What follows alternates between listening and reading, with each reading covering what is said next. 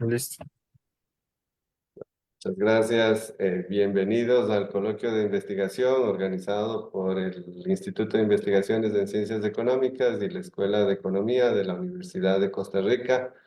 Hoy tenemos el placer de tener a Lucía Contreras de la Universidad de Manchester presentando su trabajo que es en conjunto con Jonathan Garita del Banco Central, que se titula Behavioral Responses to Corporate Tax Reforms in Limited Enforcement Settings.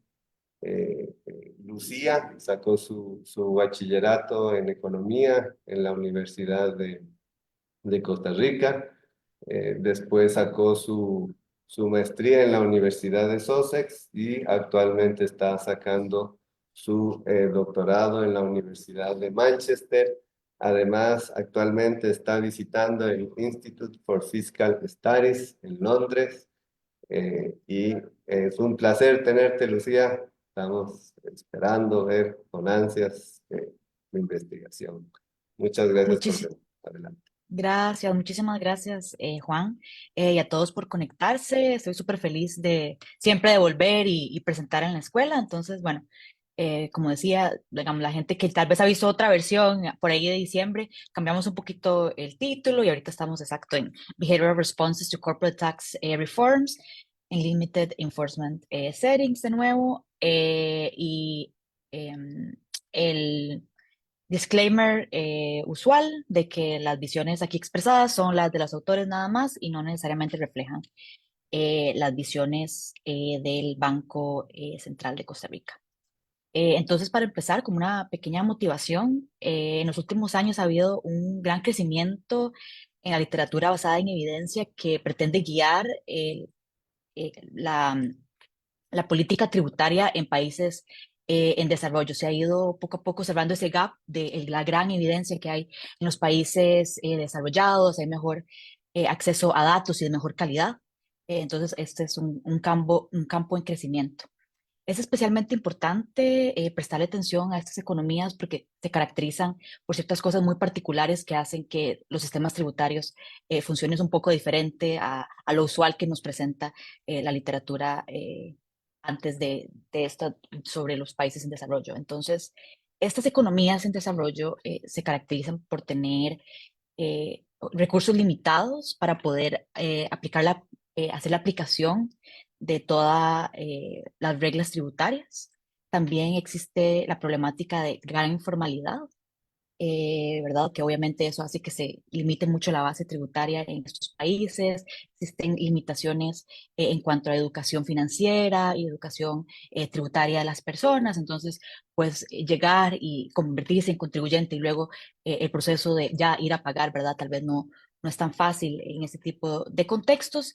Y por último, también ese tipo de economías muchas veces cuentan con políticas industriales para incentivar la inversión, que muchas veces también implican incentivos fiscales que de nuevo hacen más pequeña la base tributaria. Entonces, todas estas razones hacen que los agentes económicos en estas economías se comporten o pueden reaccionar diferente a las estructuras tributarias de lo que ya se ha documentado en la evidencia, en la teoría, con comparación con economías en desarrollo que tengan mejor cumplimiento de sus reglas tributarias.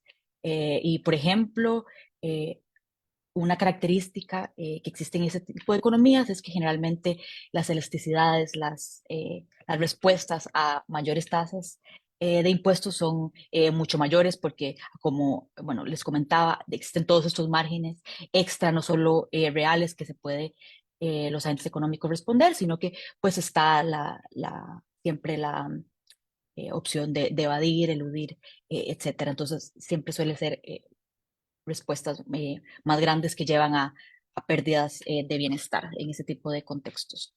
Entonces, es fundamental incorporar todos esos conocimientos y para poder hacer un mejor análisis y mejores consejos, ¿verdad?, para el diseño de los sistemas tributarios. Entonces, ¿qué hacemos en esta investigación, lo que queremos hacer es tratar de entender cómo las firmas respondieron a un cambio en el sistema tributario, donde se migra desde un sistema que era altamente distorsionante, en un sistema donde tenemos en un contexto limitada aplicación de las reglas tributarias. Entonces, para hacer esto, utilizamos datos administrativos de Costa Rica y la reciente reforma tributaria al impuesto sobre la renta sobre las personas jurídicas en Costa Rica, que se implementó en 2019. Eh, un poco la motivación también de esto parte del estudio súper importante para nosotros de Vacas y Soto, que fue publicado en 2021, que probó cómo el sistema previo al que tenemos ahorita, antes de la reforma, era sumamente distorsionante y provocaba respuestas de evasión muy, muy altas en el sistema. Entonces, un poco inspirado en estos hallazgos de Vacas y Soto, los hacedores de política tributaria en Costa Rica, ¿verdad?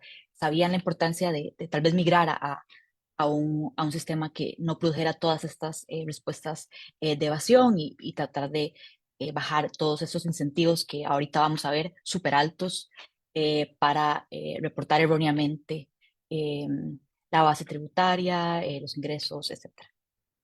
Entonces, en este paper lo que vamos a tratar de analizar y compartir es cómo las firmas reaccionaron a lo que argumentamos fue una reforma bastante particular, en donde parece, ¿verdad? Al menos en papel, debería ser menos distorsionante el sistema que tenemos ahorita, pero también es un poco complejo de entender. Entonces, a ver, con muchas cosas cambiando y intentamos pues discutir y tratar de dilucidar si las firmas parecen estar entendiendo estos cambios. Entonces, tenemos dos resultados principales. El primero es que cuando se quitan las distorsiones más marcadas, parece que hay un rápido ajuste de las empresas y bajan los incentivos y por tanto se responde y hay menos evasión, parece, ¿verdad? O menos manipulación de los ingresos y los costos de las empresas. Y también súper interesante es que a pesar de la natura relativamente compleja de la reforma, de todos los incentivos que cambian al mismo tiempo, que son muy diferentes a los que había antes, parece que las empresas, o al menos eh, sus asesores tributarios, están entendiendo muy bien lo que está pasando y internalizan estos cambios relativamente rápido. Entonces, la reforma, así rápidamente, se incluye, ¿verdad?, esta reforma a la renta sobre las empresas en la Ley de Fortalecimiento de las Finanzas Públicas y le introdujo al sistema tributario de las empresas en Costa Rica dos principales cambios. Luego los vamos a ver más en detalle, pero el primer gran cambio es que se hizo eh, un, eh, una modificación en el diseño de los escalones tributarios. Entonces, pensemos que antes de la reforma y después de la reforma nos mantenemos con un sistema pensado en espíritu progresivo, ¿verdad? Antes y después. Entonces, se cambia el sistema, perdón, el diseño de estos escalones y se pasa de un sistema con noches, que igual ahorita vamos a ver un poquito más qué quiere decir esto, pero básicamente cuando se pasa de un umbral tributario, se da una discontinuidad muy fuerte en la tasa media de impuestos y un sistema con Kings, que aquí cuando se pasa un umbral tributario al siguiente más alto, no hay ese salto tan grande. Entonces es un poco la diferencia. Además, se da un cambio en la variable que determina la tasa impositiva que van a pagar y se pasa de ingresos o renta bruta a que sean las ganancias o la renta neta, ambos las reportadas. Estos cambios que van a ver son bastante ricos, tienen dos importantes implicaciones para las empresas y uno es que primero eliminó muchas o importantes distorsiones en el sistema y una en particular que vamos a ver. Y luego cambió los incentivos porque se introdujo un gap entre la tasa marginal y la tasa media impositiva que antes no existía en el sistema. Entonces, argumentamos un poco que añadió complejidad al sistema tributario. Bueno, la contribución, voy a pasar esta parte. Y ya, yendo a cuál fue lo que teníamos antes de la reforma, perdón, hasta, eh, hasta 2019 cuando se introdujeron estos cambios, pasamos de un sistema antes donde la base tributaria era las ganancias o la renta neta. Entonces la renta neta es la renta bruta menos los costos. Y en cambio, la tasa que se cobraba sobre esa base tributaria se determinaba por la renta bruta o los ingresos. Entonces lo podemos ver en este gráfico acá, ¿verdad? Entonces aquí la tasa media en este caso va a depender de la renta bruta. Entonces, como les adelantaba en el slide anterior, teníamos un sistema con noches. ¿Esto qué quiere decir? Si una firma tenía ingresos entre cero y este umbral acá, que son 50 millones, pagaba 10% de tasa media sobre todas su renta neta, su base tributaria. Aquí lo interesante de este tipo de sistemas es cuando se pasa el umbral, eh, se paga la nueva tasa, que en este caso, digamos, serían las que llamamos las empresas medianas, pasan a pagar una tasa de 20%, pero no se paga ese 20% solo sobre el exceso, sobre el umbral, sino que se paga sobre toda la base tributaria, sobre todo las ganancias reportadas. Entonces vemos aquí esta importante discontinuidad en la tasa media. Algo importante que nos va a servir después es que si se ponen a pensar acá, en ese tipo de esquemas, la tasa marginal siempre es igual a la tasa media, ¿verdad? Cuando nos movemos acá, ¿verdad? Mientras va aumentando, ¿verdad? El ingreso o la renta neta, la tasa se mantiene igual, ¿verdad? Cuando se da el salto, igual son, no hay diferencias entre estas dos. Ahora, como lo documenta súper bien Bacasi Soto, era un sistema sumamente distorsionante que inducía a las empresas a Ya, ejercer. Sí, es que para entender, de 0 a 100, o sea, de 50 a 100, ¿me cobran 20 o me cobran sobre los 100 entero? voy. No le entendí si es la marginal, yo entendía que era la marginal, no 100.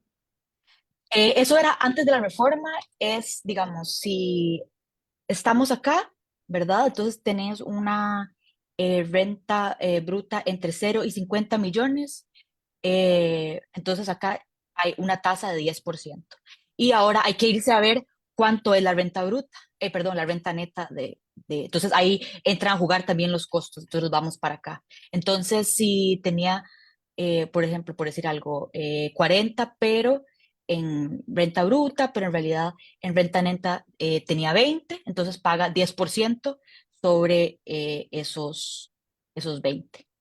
Y luego, si se pasa para acá, ¿verdad?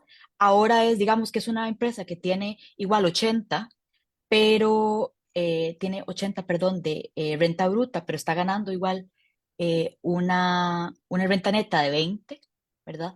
Entonces, digamos que, porque tiene costos muchísimo más altos, entonces se le va a cobrar 20 sobre esos 20, ¿verdad? Entonces, así un poco funcionaba. Entonces, lo que pasa aquí básicamente es que si es una empresa que acá está justo antes de pasar el umbral y aumenta su declaración en un colón, básicamente como pasa de 10, pagar 10% sobre toda la renta neta que está declarando y declara un colón más en renta bruta, va a llegar a pagar 20% sobre todo lo declarado. Entonces se le duplica lo que tiene que pagar. Entonces por eso es un sistema tan distorsionante. No sé si quedó claro. Lucía, tal vez como para meter ahí un poco la cuchara, para que quede bien claro. Ajá, Es que esto es precisamente lo interesante del antes, que la tasa marginal es igual a la tasa media o la tasa efectiva. Entonces, creo que eso responde la pregunta. Eh, Pasar de un sistema a otro, de un escalón a otro, hacía que yo pagara una tasa más alta sobre todo mi reporte de ganancias, no sobre el exceso, sobre absolutamente todo. Entonces, reportar ese colón adicional era una caída muy grande en mis ganancias después de impuestos, porque yo pasaba de pagar una tasa de 10% sobre 49.9 millones a una tasa de 20% sobre todos los 50.01 millones que estoy reportando. Entonces, eso efectivamente hacía que, bueno, aquí sale average tax rate, pero al final es la misma marginal y la Ajá. efectiva, porque como se cobra sobre todo, no hay ese cambio. Debería ser una Eh, regla. Debería ser, sí, lo que no entiendo es por qué ponen, por ejemplo, en medio, debería ser desde 0 hasta 100 que pago 20%. No, es que eso, No, porque eran abajo tienen los ingresos.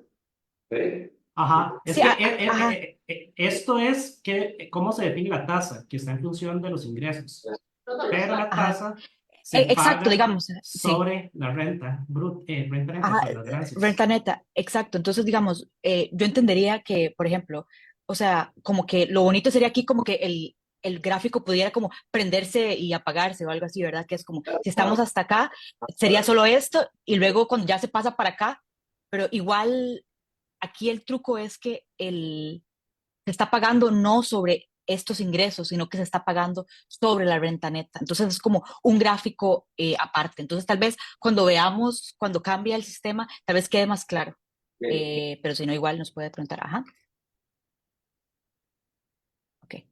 Entonces vemos, y yo creo que aquí también se va a ver muy claro, que esto era un sistema altamente distorsionante y como decía, inducía a las firmas a tener fuertes respuestas de evasión. Entonces, justo como estábamos hablando hace un momento, y ahorita también lo podemos ver en el gráfico, pero concentrémonos en este punto, que es que, como comentábamos ahorita, cuando se pasa de cualquiera de los dos umbrales, desde antitos hacia la derecha, se duplica, bueno, lo que tiene que ver con el primer umbral, se pasa de 10, una tasa media de 10 a una tasa media de 20. Entonces, con solo exacto, pasar de 49.9 millones y luego uno más, entonces hace que se duplique la tasa, entonces hay unos incentivos enormes para que las empresas obviamente no declaren ese extra colón y se queden antes. Y eso no solo pasa con esas que están un extra colón por encima, sino que va a pasar con las que están un poquito por encima. Van a decir, pues no, tengo incentivos acá para poder manipular mi renta bruta y poder estar antes de ese umbral. ¿Y qué es lo segundo que pasaba, verdad? Entonces, bueno, ya hablamos de estas que tienen incentivos y van y se localizan antes del umbral. Pero aquellas firmas que no lograron o, ¿verdad? No les pareció rentable ir y localizarse ahí y si están después del umbral, notamos otra cosa y lo vemos súper claro en este gráfico que tenemos graficado por bins de renta bruta, eh, la, la rentabilidad, eh, las ganancias, el margen de ganancias de las empresas. Entonces, eso es básicamente la ganancia sobre la renta bruta. Entonces, para hacerlo completo, renta bruta menos costos, entonces esa es la rentabilidad y eso es sobre la renta bruta.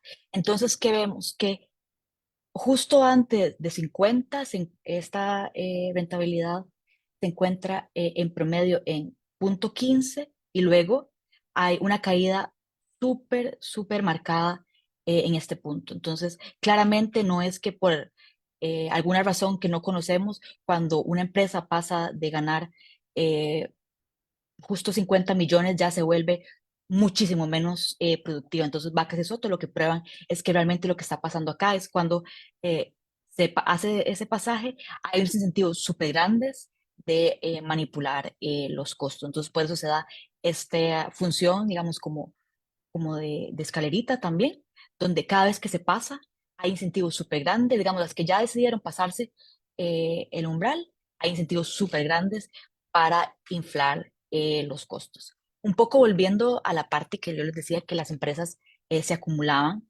antes de pasar el umbral. Sí, otra pregunta, disculpe. Es que estoy un poco confundido. La renta bruta, yo entendía que es la ganancia bruta, es decir, la diferencia de la neta es la depreciación. Pero no sé, esto no sé. Ajá, claro. La renta bruta es los ingresos, como sus ventas de una empresa. Ah, Esa es la renta bruta. Ah, los ingresos. y Y es- luego la renta neta es eso menos los costos que son deducibles según la ley, ¿verdad? Los costos de producción. Entonces, eso es su rentabilidad. Ujú. Y esa es la renta neta. es que sí, Entonces, renta bruta. yo entendía que, sí, yo entendía que eran los ingresos totales, lo que ustedes llaman ingresos brutos, renta bruta es ingresos totales, para entender. Sí, exacto, son ingresos totales, La exactamente. ganancia neta antes de depreciación e impuestos es lo que ustedes están llamando renta neta. Renta neta es exacto, es la renta bruta menos los costos. Ujú. Ok, ok. Sin incluir la depreciación ni, o incluyéndola, No, eh, sí, los costos deducibles según la ley. pero todavía no está Eh, la depreciación, los gastos por depreciación. al rato, no estoy segura si algo se podrá incluir, pero sí, es todo lo que entra ahí. Tal vez sí voy a chequear bien, pero tal vez hay algo de eso que se pueda hacer, pero es en general, exacto, todos los que se puedan Sí, deducir Luis, según la ley. Ajá, que el gasto de depreciación es deducible. Entonces eso ah, ok, debería poder ser, sí. Perfecto, gracias, ah, gracias ok, por la aclaración. ok, perfecto, gracias. Em, Eso es lo bueno de presentar en Costa Rica, se aprende tanto siempre y es, bueno, excelente. Eh, ok, entonces, bueno, si les comentaba sobre lo que tiene que ver con esas empresas que decidieron eh, localizarse antes del umbral para evitar pagar esa tasa más grande y lo vemos súper, súper claro con este brinquito de acá, porque supongamos que no existe este umbral por acá, entonces sin una empresa, digamos que se encuentra por acá, ¿verdad? No tiene esos incentivos para eh, mentir en su renta bruta y se hubiera localizado en algún lugar por acá. ¿Qué pasa? Específicamente aquellas que se localizan en esta área y sobre todo aquellas que tienen ganancias muy altas, o sea, que tienen costos bajos, que por lo tanto tienen base tributaria muy alta, van a estar pagando muchísimo al fisco. Entonces, sobre todo esas que están en este vecindario van a tener extra incentivos para tratar de colocarse de este lado. Entonces, por esto vemos este brinquito, ¿verdad? Porque sobre todo las que se están acumulando de este lado son aquellas que tienen más incentivos, que son las que hubieran pagado mucho más por estar de este lado. Entonces, aquí por eso esas están como sesgando y están haciendo que haya este brinco en esta parte que debería ser, pues obviamente de una manera mucho, o sea, no debería de existir si no estuvieran eso. Entonces también eso es como una indicación de esto que está pasando y luego lo vamos a ver igual con otros gráficos como queda muy claro. Entonces, bueno, toda esta distorsión, ¿verdad? Súper grande que hay un montón de manipulación de, sí, Miguel tiene una pregunta. Sí, Miguel, Lucía, sí, te iba a sí, hacer una sí, perdón, pregunta. Sí, sí, ay, una no lo vi. pregunta. Sí, que es, entonces parece ser que hay dos tipos de trampas que yo puedo hacer en los impuestos. La primera es que si estoy antes de 50, ¿cómo se llama? Eh, que yo pueda, ¿cómo decir? Aparecer como con con menos ventas. Ujú. Pero no sé, hay distintas formas de que podría ser yo que aparezca con menos ventas, pero con más ganancias. Y entonces lo que estoy diciendo ahí es quizá escondiendo ventas, digamos, sea de la forma que la estoy haciendo. Y lo que está diciendo es que en la siguiente, de donde paso de 50 a 60, voy a generar además costos extra para pasarlo Ujú. por gastos, eso es lo que está diciendo. Son dos tipos de trampa que puedo hacer. O sea, excelente resumido, eso sería exacto. Sobre todo acá cuando uno se está acercando, ¿verdad? Uno pensaría sobre todos esos incentivos a mentir sobre mis ingresos, pero una vez, igual costos, ¿verdad? Uno siempre quiere, me imagino que los agentes quieren disminuir lo que tienen que pagar, pero una vez que se paga pasa al otro lado, aumenta tanto que ahí, digamos, los incentivos para evadir y mentir y inflar los costos se disparan también. Pero Entonces, exacto, existen esos dos como márgenes. Ajá. un comentario ahí, las empresas grandes tienen tasas de rentabilidad muy bajas, ¿no? Porque son gigantes. Es como los países muy grandes tienen tasas de crecimiento muy bajas, ¿no? Los países pequeños crecen muy rápido. Y entonces ahí los países, los que están a la derecha, son empresas muy, muy grandes que venden muchísimo, pero que tienen rentabilidades, uno esperaría bajas, no pueden tener rentabilidades tan altas. Total, o sea, eso sí es como un hecho estilizado, pero lo que no se explica es esta discontinuidad tan marcada, ¿verdad? Debería ser algo que va bajando de manera progresiva, y eso estoy de acuerdo, que las grandes por naturaleza, como hechos estilizados, son así. Lo que aquí lo que no está bien es este caída tan marcada, ¿verdad? Que eso nos dice que hay un claro respuesta de evasión acá y de inflar costos, pero sí. Eso es muy ahí en la discontinuidad, ¿verdad? ¿Perdón? Esa es la discontinuidad, ¿verdad? O sea, en fin. Esa, sí, o sea, igual es la discontinuidad, pero igual el nivel, porque aquí, digamos, aquí se ve como que va bastante planito y baja. Entonces, uno se puede imaginar que si no existiera esto, ¿verdad? Podría ser inclusive más para arriba y también suavizado, pero sí. Ok, entonces, básicamente, este sistema producía que hubiese elasticidades altísimas, ¿verdad? Que fueron calculadas por Vacas y Soto entre 3 y 5. Y bueno, ahí los autores calculan una tasa óptima y lo que sugirieron era que se pasara un flat tax para quitar todo esto, que como sabemos, bueno, tal vez ahora les voy a contar un poco más, pues no fue lo que sucedió. Después de la reforma, ¿qué pasa? Que para las firmas grandes, ¿verdad? Todas aquellas que estaban con más de 100, esas que pagaban 30%, nada les pasó. Se quedan condicional a tener más de 100, siguen pagando una tasa marginal y media de 30%, sobre todo su base tributaria. Y aquí con esta reforma, ¿verdad? Sigue siendo la misma base tributaria. ¿Qué pasa? Que para las firmas que condicional a tener menos de esos 100, de ese segundo umbral, todo cambia completamente. Entonces, primero, se va a un sistema con estos, ya no noches, ¿verdad?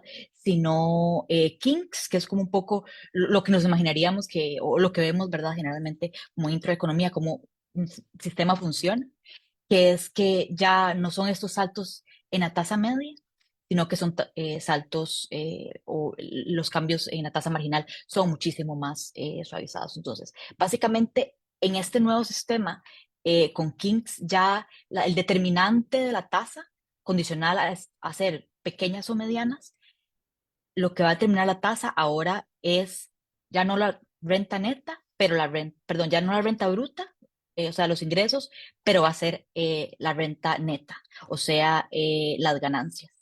Y se pasa a un sistema como este, en el cual si se tiene entre 0 y 5 millones de renta neta, se paga un 5%. Y si se pasa de este primer umbral, ahora digamos a un 6, se paga una tasa de 10%, pero solo sobre el exceso. Entonces no hay estas discontinuidades tan grandes que había eh, previamente.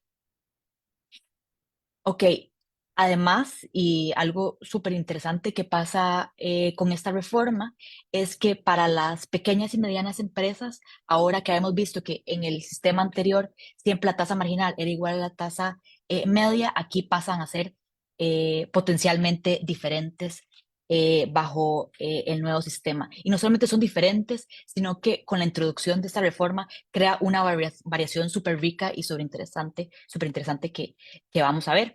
Entonces, aquí tomemos solamente aquellas empresas, digamos, aquí digamos que no hay necesariamente crecimiento después y antes de la reforma y veámoslo de esta manera para entender un poco como los cambios y en los incentivos. Entonces, em, las empresas pequeñas, o sea, que estaban debajo del primer umbral de renta bruta, digamos que son todas estas y como vemos antes de la reforma, tenían la misma tasa marginal eh, y la misma tasa media.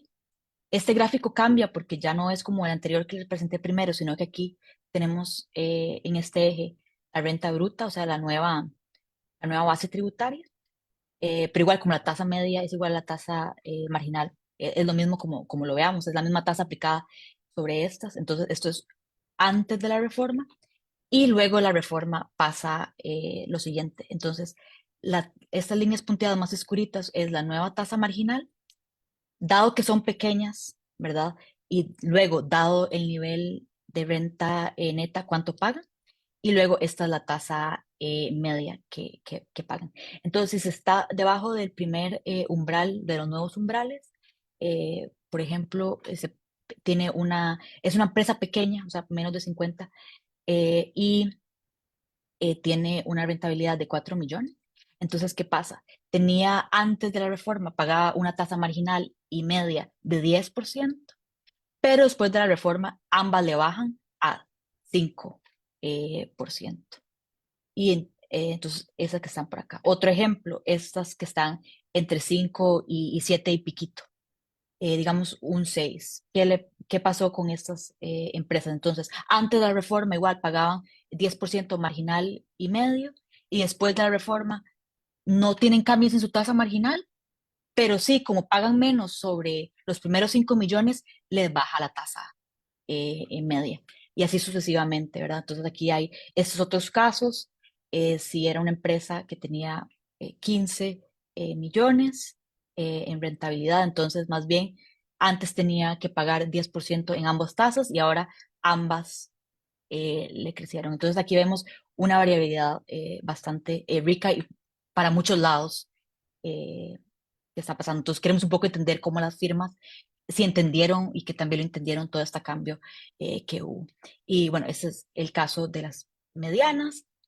En el caso de las grandes, y ya le volvíamos la tortilla y lo vemos de esta forma, para las grandes, ellas antes y después de la reforma, 30%, y después de la reforma también tenía lo mismo, no hubo cambios. Entonces, es como nuestro grupo control por excelencia acá, y sigue teniendo igual que la tasa marginal, es igual que la tasa media.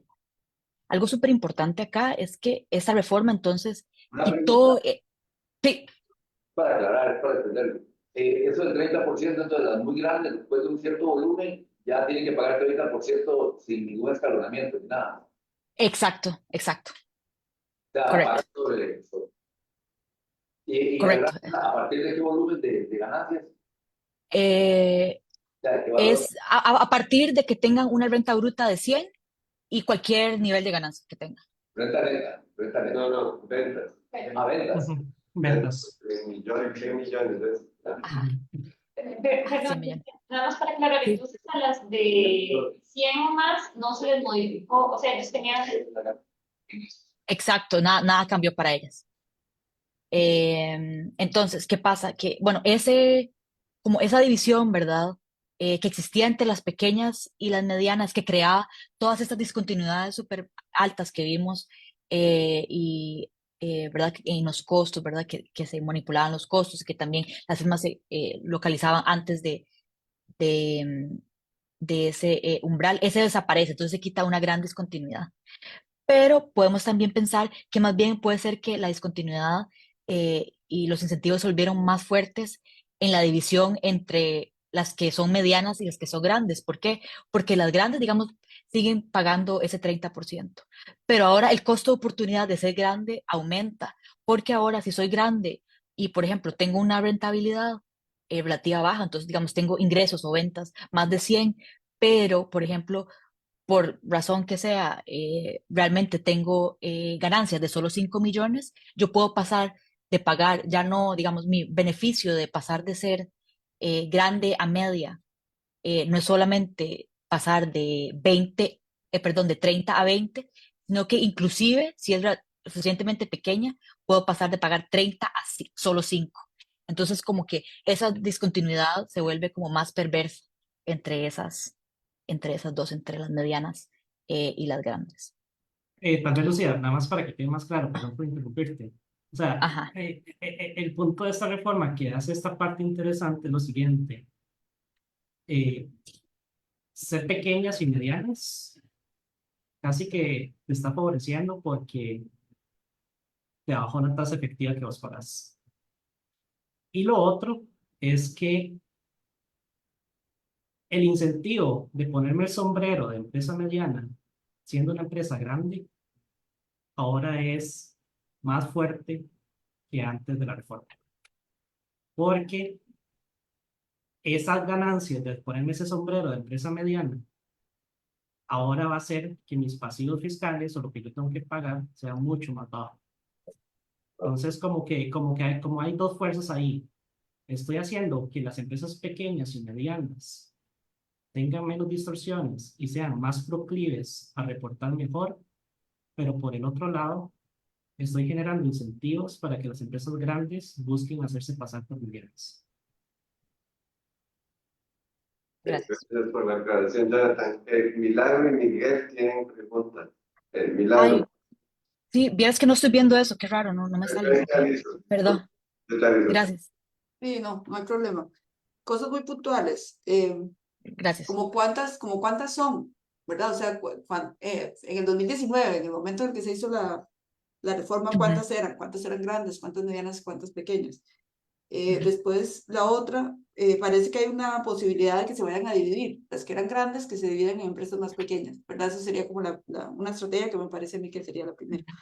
Luego, ¿cómo se actualiza el umbral de 100? Ajá, Establecieron un mecanismo de actualización. ajá, Y la ok. última, ¿cómo justificaron dentro del paquete de reforma el bajar los impuestos? Porque realmente se está bajando el de las medianas y pequeñas. Entonces, ¿cómo lo justificaron? ¿Cuál era la lógica de hacerlo así? Ok, bajar los impuestos. La primera era, ok, ya, más o menos, ajá.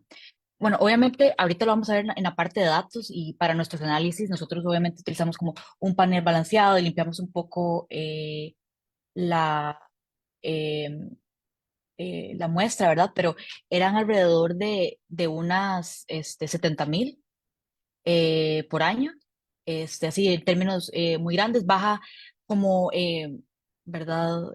Con el COVID, ¿verdad? Que pasó al mismo tiempo, entonces baja en unas 10.000, pero básicamente son esas. Y ahorita lo que tengo más claro es como la distribución en nuestro grupo, que es balanceado, que tiene un poco de sobrerepresentación de grandes, como lo queremos hacer balanceado, ¿verdad? Entonces, obviamente las grandes se mantienen un poco más, pero eh, no, lo estoy, sí, Tal vez, ujú, Lucía, hay sí, un ajá, interesante, no es, digamos, el número, ajá, sino cómo digamos, pensemos como tenemos esta distribución con todos esos escalones. Ahí lo interesante es ver cómo estas montañitas están cambiando antes y después. Y eso es lo que Lucía va a mostrar en unos minutos.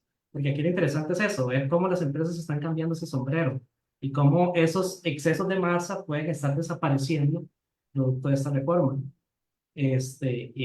No tenemos el número exacto, o sea, sí tenemos el número exacto, pero creo que en esa ajá, primera no está, sí, ajá, pero sí, o sea, no estamos, o sea, no es que un grupo sea minúsculo o excesivamente grande, parece que es algo muy coherente a como uno esperaría que se distribuya el tamaño de una empresa en un país como Costa Rica, siguiendo, por ejemplo, una ley de CIF. Pero ahí no hay como nada relevante. Lo que sí va a ser relevante es ese análisis de cómo cambia esa densidad de número de empresas mm, antes y después de esta reforma. Lo segundo ujú. que preguntó Milagro fue lo de los 50 Ajá, lo de millones. división, sí, Ajá, no, pero tiene varias preguntas, yo las apunté, tranqui. ok. Sí, lo de división, eso sí se puede ver en los datos y lo tenemos como una de nuestras tareas por hacer. Lo segundo, un poco, nosotros hablamos con las autoridades tributarias, ¿verdad? Y un poco como que yo creo que lo que más les interesaba era deshacerse de ese gran discontinuidad y querían como tratar de incluir a más personas. Entonces yo creo como que eso al final, y viendo sobre todo esas elasticidades tan grandes que encontraban, entonces realmente al rato ¿verdad? Más bien este nuevo sistema podía incluir a más personas. Y luego lo de la actualización de el umbral siempre, de hecho, que todos los años se actualiza. Lo que hacemos acá nosotros es como normalizarlo al año 2014, pero es súper claro como siempre las empresas se van moviendo, ¿verdad? En cada año se van moviendo y siempre es en el mismo lugar. O sea, esa discontinuidad queda ahí. Entonces sí se va actualizando, ¿verdad? Tiene inflación básicamente y Hacienda lo publica y nosotros como por facilidad lo normalizamos a un año, pero ajá. Tal vez, Em, Lucía, hay un punto, a mí me parece que la pregunta de Milagro sobre cómo logró que esto pasara es fundamental. De hecho, nosotros nos reunimos con una persona del Ministerio de Hacienda que fue prácticamente el que construyó esta reforma al impuesto sobre la renta a personas jurídicas, y esa era la principal pregunta, porque es claro que lo que está haciendo esta reforma para las empresas pequeñas y medianas es reduciéndole la tasa que efectivamente pagan. O sea, la mayoría de empresas casi que lo que están experimentando es una reducción en su tasa, ¿verdad? Él lo que nos decía es que como todo pasa en Costa Rica, es distinto lo que entra en la Asamblea Legislativa y lo que sale en la Asamblea Legislativa. Que de hecho ellos lo que estaban consiguiendo al inicio, y está muy claro, por ejemplo, en la reforma que se intentó aplicar en el 2014, que no funcionó, era que no hubiesen escalones para las empresas pequeñas y medianas, es decir, que todas pagaran una tasa plana, pero como que hubo mucho desacuerdo porque usualmente, eh, sobre todo las personas hacedoras de política o las personas congresistas, tienen esta idea de que los sistemas tienen que quebrarse para que sean más progresivos, pero muchas veces, y como la literatura de finanzas públicas es muy prolífica, lo que termina siendo son menos progresivos. Entonces al final tuvieron que ceder en esta parte, como tratar de darles una menor tasa para que se viera más progresivo en el papel. Pero efectivamente lo que está haciendo es que la mayoría de empresas estén enfrentando después del 2020 una tasa mucho menor o menor. Gracias. Ok. Miguel, Yo tenía dos preguntas que son bastante parecidas a las de Milagro. Tal vez Ajá. la primera que era es, digamos, de nuevo, el tamaño. Es que esos 100 millones son 100 millones de ventas al año. Si no entiendo, eso es como si usted vendiera $13,000 al mes. No, tal vez lo que quiero decir con eso es que ninguna empresa, o sea, una empresa que ya tenga 10 o 20 trabajadores fácilmente va a pasar por encima de eso. Entonces la pregunta es cuántas empresas están en ese, digamos, relativamente, no sé, como un porcentaje del empleo o lo que sea, son estas afectadas, porque me da la impresión que es un número mínimo, excepto que a lo mejor, digamos, también estaba pensando que si yo soy un arquitecto, yo soy o si soy un médico o lo que sea, puede ser que valga la Ujú. pena que me haga pasar como una microempresa porque si tengo esos impuestos del 10% o lo que fuera, que entonces pasarlo, digamos que a lo mejor es mejor que como que si fuera Ajá. renta de una persona física. Esta es la primera pregunta. Y la segunda pregunta que te decía Milagro, y yo no sé cómo pueden entrarle a eso, es esa. Imagínense que yo soy McDonald's o un franquiciador de McDonald's, yo tengo 70 McDonald's en Costa Rica, ¿qué hace que yo no divida a esas, digamos, en vez de tener las 70, digo, tengo 70 empresas, digo McDonald's Moravia, McDonald's Guadalupe, McDonald's no sé qué, cada una es una empresa distinta, ¿verdad? Y entonces ahí, digamos, esa es una forma en que uno puede, digamos, aprovecharse de eso. De nuevo, Ujú. va como un poco en contra de la idea de decir, aún un solo McDonald's creo que va a facturar más que $13,000 al mes, digamos, en un solo lugar, pero que digamos, es como muy fuerte ese incentivo de dividirse, ¿verdad? Y eso Ujú. no sé si eso es un problema o no, ¿verdad? O si ese es un efecto que uno podría ver, ¿verdad? De la, llamémoslo así, reacción ante estas cosas. Gracias. Ujú. No, completamente. Yo creo que eso es algo que, o sea, la verdad no sé muy bien cómo, pero el Banco Central, ¿verdad?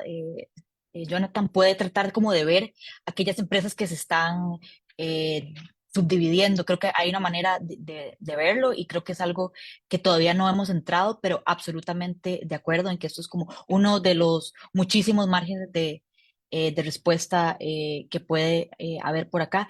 Y entonces, pues sí, hay que como verlo bien y sé que sea, yo sé que en este paper de vacas algo hacen al respecto, entonces creo que definitivamente lo podemos ver y lo podemos incluir. Y Y por... tal vez, ajá, no sé, en ese punto, es que vamos a ver, pensemos lo que queremos analizar nosotros. Nosotros estamos viendo tenemos una unidad que reporta impuestos y queremos ver qué está haciendo esta unidad. Entonces, al final de cuentas, lo que vamos a identificar es si esta unidad está reportando más o menos, o si se está moviendo de una hora de distribución a otra. Eso sería como este margen. Pero ya después, para identificar los mecanismos, sería muy interesante ver como lo que usted dice, ¿no, Miguel? De ver si es que esta unidad se está fragmentando en muchas subunidades para tratar de minimizar sus cargas tributarias. Esto realmente es una práctica muy común, sobre todo era muy común antes de que habían incentivos más fuertes para hacerlo, para estar por debajo de los 50 millones de ventas y así no tener una tasa tan alta. Algo que nosotros podemos hacer es que el banco hace un esfuerzo muy grande para tratar de identificar estos grupos de empresas, ¿verdad? Al final de cuentas va a ser como un poco complicado porque sobre todo, aunque se hace ese esfuerzo, siempre no vamos a pellizcar a todo el mundo, pero se puede ver. O sea, al final de cuentas, es que hay dos preguntas aquí. Bueno, ¿cómo está cambiando el reporte de esa unidad jurídica y cuáles son los mecanismos que están haciendo esas empresas para cambiar ese reporte, ¿verdad? Lo segundo, si hay que ponerle más cabeza. Luego, la otra pregunta sobre las importancias relativas de los grupos, abrí un poco los códigos para revisar. Más o menos en promedio, uno podría estar hablando como de 500 empresas por encima o sea, si yo dividiera la distribución o la cola después de los 100 millones, imagínense que se aplana más o menos en 500 empresas. ¿Ok? Entonces, la cantidad de empresas por encima sería la integral por debajo de esa cola, pero se achata en 500 empresas por ahí. Entonces, tampoco, o sea, es algo bastante importante. ¿Ok? ok. Esta parte igual, bueno, ahora la voy a pasar un poco más rápido. Un poco la idea acá es como pensar, ¿verdad? Dado que antes de la reforma las tasas marginal y media para las empresas eran la misma y ahora, después de la reforma, ya no son la misma. Pensar un poco cómo estas diferencias nos pueden afectar y sobre qué variables se supone que deben de influir. Entonces, acá nada más pensando en los modelos básicos de maximización de ganancias y qué nos dicen estos modelos en general. Estos se refieren básicamente a que todos los variables de respuesta en el margen intensivo. Entonces podemos pensar en ganancias, o sea, condicional con estar participando, ¿verdad? Entonces todas esas que están en el margen intensivo, entonces ganancias, cuánto reporta de ingresos o de ventas, cuánto reporta de costos. Y también otras importantes variables a nivel de margen intensivo es al final cuánto decido yo mentir, cuánto decido yo este, evadir. Todas estas, condicionar con existir o estar produciendo una empresa, van a depender de la tasa marginal. Entonces, básicamente, eso es como la gran conclusión de ese tipo de modelos. ¿Y por qué? Porque en la maximización, ¿verdad? Encuentran esa tasa marginal y ahí, aunque inclusive le cambiara la tasa media, se puede mantener siempre maximizando en ese punto de la tasa marginal. Luego existe otra literatura que tal vez para hoy no es tan importante porque nos vamos a concentrar sobre todo en la parte marginal, aunque sí vamos a ver un poco la parte media. ¿Y qué pasa? Digamos, la literatura dice que las tasas medias ¿Para qué son relevantes? Sobre todo para, ¿verdad? En un esquema de optimización para las decisiones en el margen extensivo, ¿verdad? Entonces, esas decisiones de existir o no existir, entrar o no entrar, informalidad, por ejemplo, de participación, y muchísima literatura también tiene que ver con la localización de las empresas de manera internacional. Entonces, como si estamos analizando variables como las que vamos a ver, sobre todo acá, que tiene que ver con ganancias o renta neta, deberían de estar sobre todo reaccionando a la tasa marginal. Entonces, como después de la reforma, ya estas son diferentes para tanto las pequeñas y las medianas empresas. Estos cambios y los incentivos que van a ser bastante ricos, como los vimos en los gráficos eh, previamente, y como se ha visto en otro tipo de literatura, hay veces que esto no es tan claro para los individuos, esto no se ha hecho para empresas, pero el caso de los individuos, entonces queremos ver que si fue un reto para las empresas internalizar este cambio y este gap que existe ahora entre estas dos. Entonces, ¿qué es lo que hacemos en este paper? Sí, vamos a ver cómo las empresas reaccionaron a esta reforma, utilizando los datos administrativos, usando un diff and diff y estudio de eventos, y vamos a estimar cómo las empresas respondieron a estos cambios en los incentivos, y tratar de ver un poco, valorar si parece que entendieron también esos cambios en los incentivos. Y dado que igual para todas las empresas antes la tasa marginal era igual que la media, y ahora para aquellas que están bajo el segundo umbral va a ser diferente. Bueno, los datos utilizamos los datos del Banco Central, y construimos un panel para hacer nuestros análisis principales. Ok, entonces ya como los primeros resultados un poco más descriptivos. Primero, ¿verdad? En esta parte tenemos la densidad de las empresas 2 años antes de la reforma y 2 años después de la reforma. Entonces vemos que después de la reforma, esta acumulación tan marcada de empresas que evitaban pasarse después del primer umbral para evitar pagar esa tasa más alta de 20 que estaba por acá, súper marcada. Y también aquí como una masa que hace falta de aquellas que están acá, ¿verdad? Que estaban aquí antes o debieran de estar aquí antes y se fueron para acá, desaparece completamente para el primer umbral, ¿verdad? Que ya realmente después de la reforma ya no es binding. Pero esta acumulación sí se mantiene en el segundo, que todavía sigue existiendo y es relevante.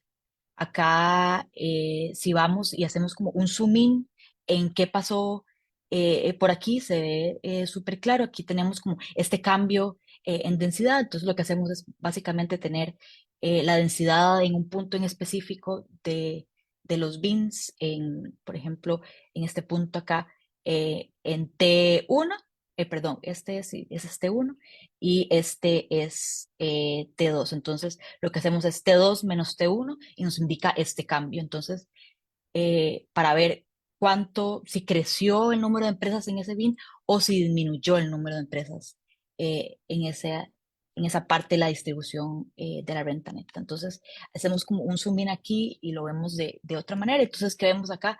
Una caída, ¿verdad? Como obviamente se ve en el gráfico, súper grande, sobre todo justo antes del umbral, del número de empresas localizadas en esta área, y luego a la derecha, ¿verdad? Empresas que, sino una vez que se quita esta gran discontinuidad, ya no tienen incentivos de estar manipulando sus ingresos y se pasan a este lado. Otro Tal vez, segundo. si te devuelves un poco, perdón, pues, para hacerte más marketing, porque a mí me parece este resultado muy interesante. O sea, prácticamente lo que estamos viendo es una validación a que antes existían respuestas de evasión y de comportamiento muy fuerte de las empresas, porque lo que está pasando es que ya no hay tantos incentivos a estar antes de los 50. Entonces, si ya no hay tantos incentivos, yo no debería estar ahí.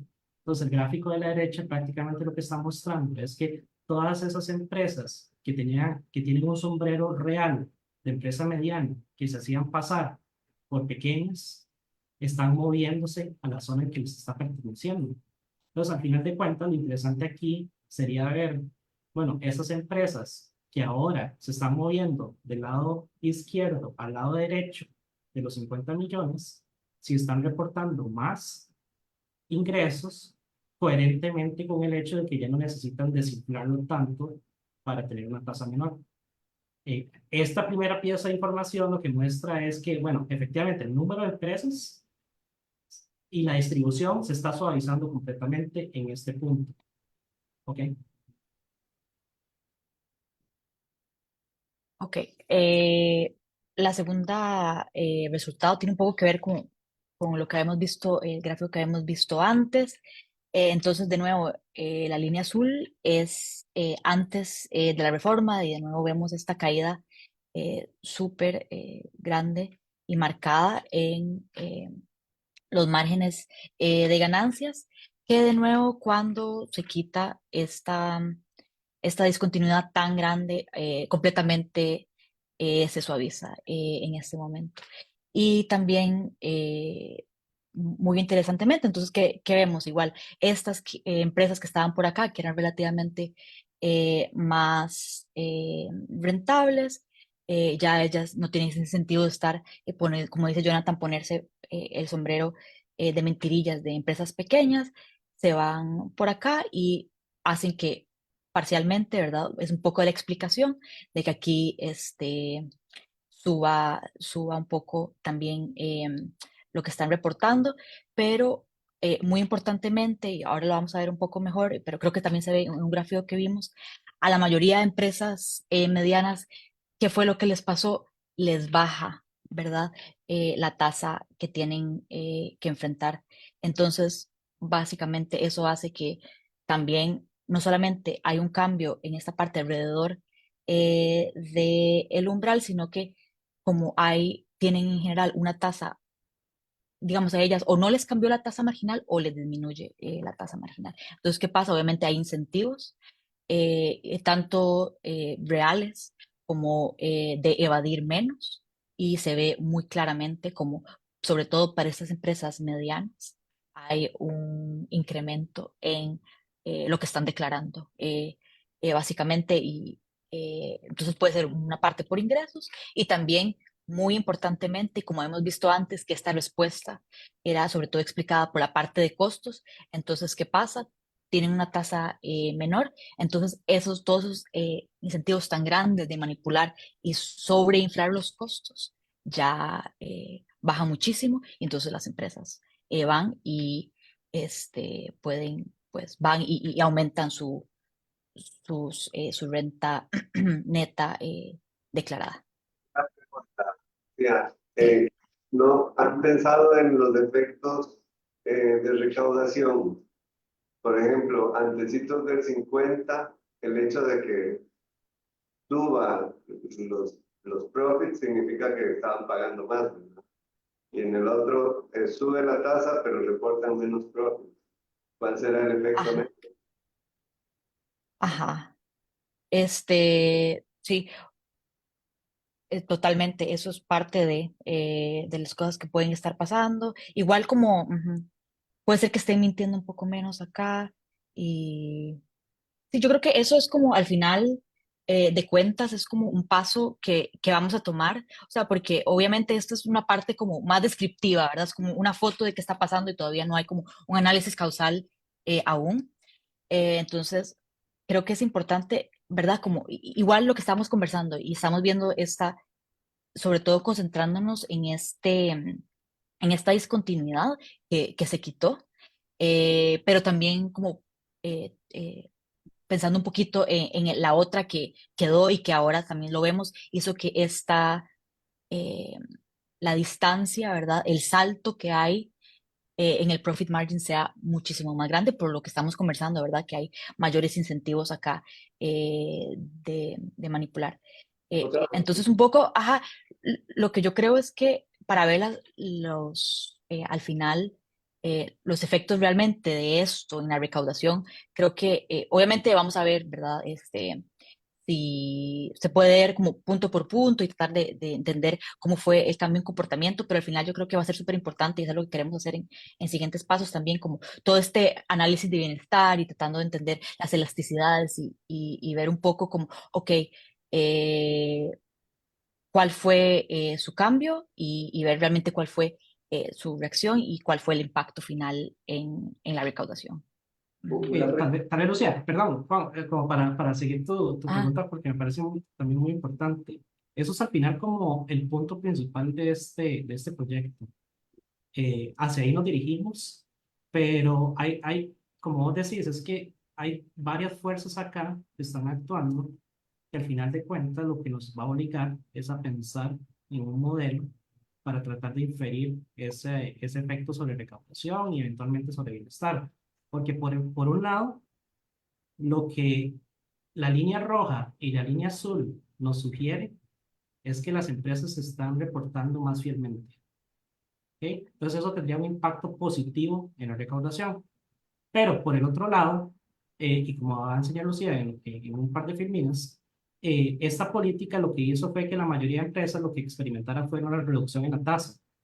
Entonces, cuando yo le reduzco la tasa, la empresa va a reportar más porque también hay una elasticidad ahí.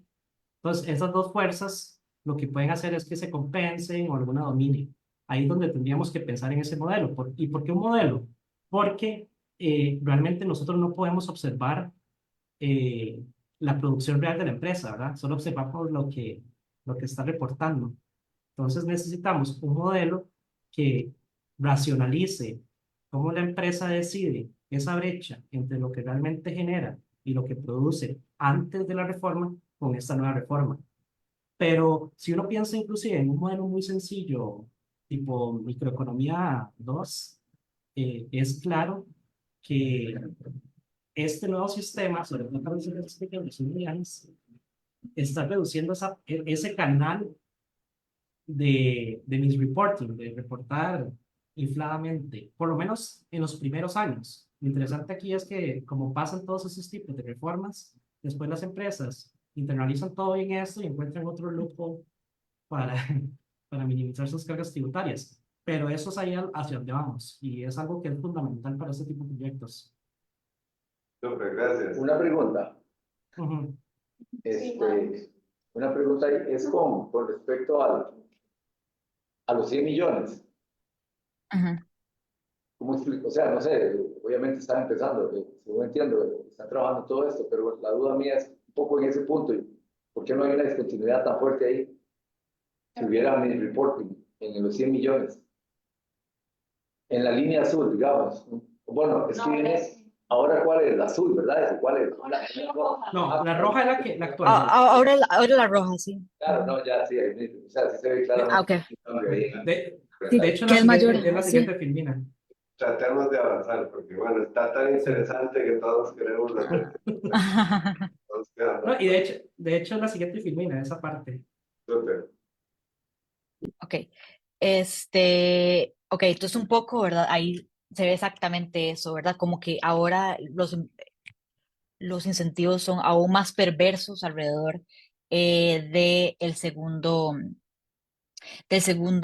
umbral y es un poco también el cambio en densidad, pero visto en el segundo umbral y qué fue el cambio. Entonces, ¿qué vemos, verdad? Que parece que hay un aumento en el número de empresas que se localizan antes de ser, digamos, hacer lo que era antes una empresa mediana y las que eran grandes, ¿verdad? Justo despuesito del umbral disminuye. Entonces, ¿qué nos dice esto? Claramente que el crecimiento y los incentivos, digamos, perversos, aumenta muchísimo más y que aquí sí había una discontinuidad, ahora es mucho mayor, porque ahora, como yo les explicaba, esas empresas grandes pagan un 30, pero saben que si se pasan a ser medianas, ahora pueden, o lo que antes era medianas, o sea, debajo de esa segunda discontinuidad, pueden estar pagando una tasa considerablemente menor, hasta inclusive 5%, digamos, puede ser 20, 15, 10 o 5. Entonces, aquí se ve claramente este cambio en la densidad, que aquí bastantes empresas que estaban acá se van yendo y parece que se están trasladando justo antes de ese umbral.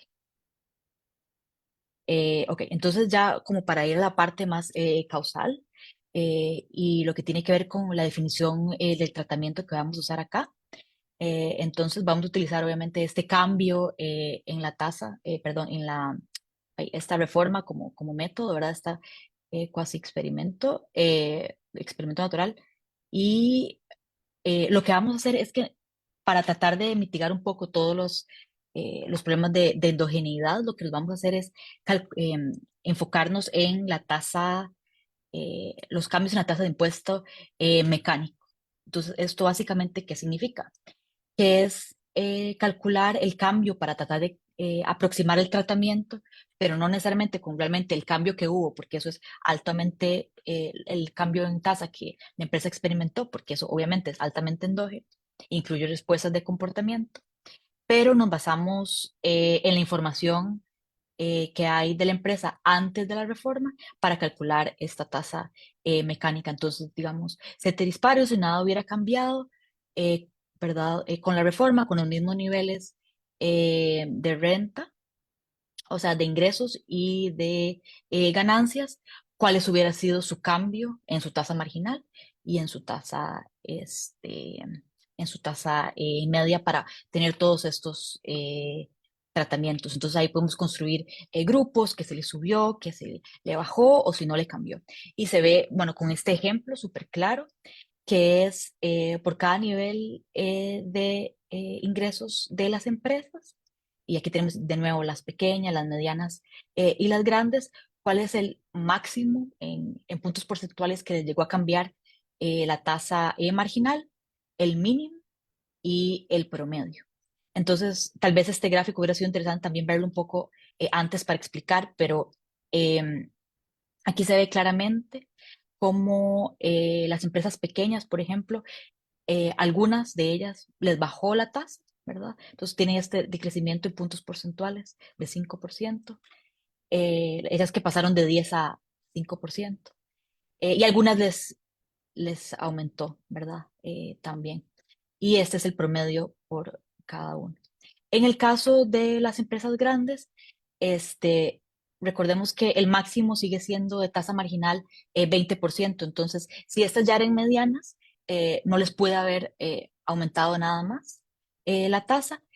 Entonces, este sería el máximo y también les pudo haber bajado hasta 15 puntos porcentuales. De ese 20 que pagaban antes, de nuevo a pagar 5. Entonces, por lo menos en tasa marginal, a las empresas estas tratadas, que eran las empresas pequeñas y medianas, a la mayoría, gran mayoría, eh, bueno, mayoría mejor, les bajó la tasa marginal.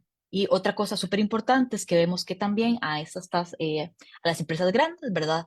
Pues no hubo cambio en esto. Y entonces, al final de cuentas, lo que usamos es básicamente estos cambios para poder crear nuestros grupos de tratamiento y poder decir, ok, cómo aquellas empresas que les afectó y les aumentó su tasa marginal, eh, comparándolas con aquellas que no les cambió, ¿verdad? ¿Cómo fue su cambio de comportamiento en esas variables que nos interesan en el margen intensivo, que, bueno, en esta parte va a ser sobre todo, vamos a ver, renta neta. Entonces, una especificación bastante estándar, la que vamos a utilizar de estudio de eventos y diferencias, indiferencias, incluimos efectos fijos de firma y de año, y también para tratar de capturar todo el ruido que pueda estar pasando, ¿verdad? En estos tiempos por industria, eh, y también lo interactuamos por año. Entonces, tenemos este control de industria por año que creemos que puede como mitigar muchísimas de las preocupaciones que que puede haber acá. Habrá muchísimas cosas pasando, obviamente, en estos años. Entonces, esto es como una parte súper importante y también interactuamos en la masa salarial de la empresa como un proxy para tamaño de la empresa y también lo interactuamos por año. Y bueno, hacemos clúster de los estándar, los errores estándar por firma. Tal vez, Lucía, perdón, para que quede un poquillo más claro, pensemos que el grupo de tratamiento acá son las empresas que experimentaron un cambio directo en la política, ¿verdad? ¿Y qué es la política acá? Es este cambio en la estructura del impuesto corporativo. Como se vio en el gráfico anterior, la idea es la siguiente. Si yo soy una empresa que mi tasa marginal no ha cambiado, en teoría es una empresa que la política no le ha hecho cosquillas o no ha sido tratada Para como lo hemos los, visto. Ajá. ajá, para ¿Cuál es los, el problema? Ajá. ¿Cuál es el problema? De que, digamos, si uno ve el cambio de la tasa marginal de una empresa entre el 2018 al 2022, hay un problema de homogeneidad porque la tasa la determinan las decisiones que hizo la empresa de producción y de costos y de evasión. Entonces, lo que uno hace es, bueno, fijemos la información antes de la pandemia. Pues yo soy una empresa que antes de la pandemia reportaba y estaba en promedio, tenía un sombrero o reportaba en promedio 50 millones de ganancias o 5 millones de ganancias y de revenues y todo esto. Entonces, antes de la política, yo era una empresa que pagaba una tasa marginal de un 20%. Ahora, con esa misma información condicional a antes de la pandemia, es más, es decir, esas decisiones de producción promedio, ¿cuánto pagaría yo si siguiera reportando esa información con el nuevo esquema? Entonces, ese cambio mecánico es lo que nos va a ayudar a hacer esa distribución entre si es una empresa tratada o no tratada. ¿Okay? Y lo que hacemos es que una vez que definimos los grupos, los empezamos a seguir antes de la reforma y después de la reforma. ¿Ok? Y también la idea es que estamos interactuando en efectos fijos de industria y la masa salarial de la empresa por año con el fin de controlar por el hecho de que las industrias tienen dinámicas en el tiempo y las empresas grandes y las empresas pequeñas tienen dinámicas en el tiempo distintas, sobre todo porque también estamos viviendo con una pandemia en medio de todo esto. Entonces, lo que trata de ver esto es controlar por el hecho de que, por ejemplo, los choques macroeconómicos pueden afectar distinto a industrias o a empresas de acuerdo a su tamaño medido por su masa salarial.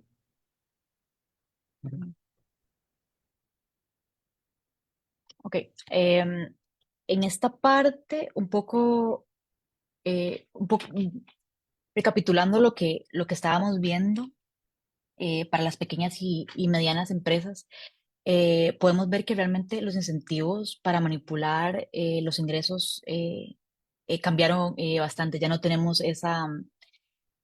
aquel umbral, pero de la misma manera, también muchas o la mayoría de las empresas acá les bajó la tasa. Entonces aquí lo que hacemos es básicamente comparar aquellas que no fueron tratadas por la reforma, ese es nuestro grupo de control, y ver cómo aquellas que sí tuvieron algún efecto, principalmente estas pequeñas y medianas, y vemos que en general, y aquí el grupo control más que todo son las grandes empresas, a esas sí se le ve un crecimiento en los ingresos reportados, sea que le subió o le bajó la tasa. Entonces esto es súper interesante, que ahí un poco también se va y tiene que ver con quitar todas estas, el umbral que teníamos, que hacía todas estas respuestas de evasión y que nos quisiéramos estar antes de eso. Entonces, básicamente se ve muy claro que sea que le bajó o sea que le subió, parece que está para todas las que fueron tratadas por la reforma, les está aumentando los ingresos. Luego pasamos a ver cómo la tasa marginal le afectó ahora a la renta neta, ¿verdad? Reportada a las empresas, que es como la parte más importante que vamos a presentar hoy. Entonces, lo que hacemos es dividir a todas las empresas en tres grandes grupos. Aquellos empresas, digamos, esta G tratado de, en los que les bajó la tasa marginal, entonces uno podría esperar que esas tengan incentivos a poder eh, em, reportar más renta neta, más ganancias. Luego tenemos el segundo grupo, esas que le aumentó la tasa. ¿Qué podríamos esperar de estas? Que más bien al aumentar la tasa marginal disminuya lo que están reportando, ¿verdad? Como en renta neta, ¿verdad? Todo es como una elasticidad. Y luego tenemos nuestro grupo de control, que esas firmas que no fueron afectadas eh, por ningún cambio en la tasa marginal. Entonces lo que hacemos es tratar de compararlas y ver exactamente cómo haber sido afectada por la reforma eh, hizo que cambiaran su comportamiento por estos dos grupos. Entonces, estos son los resultados de la tasa marginal.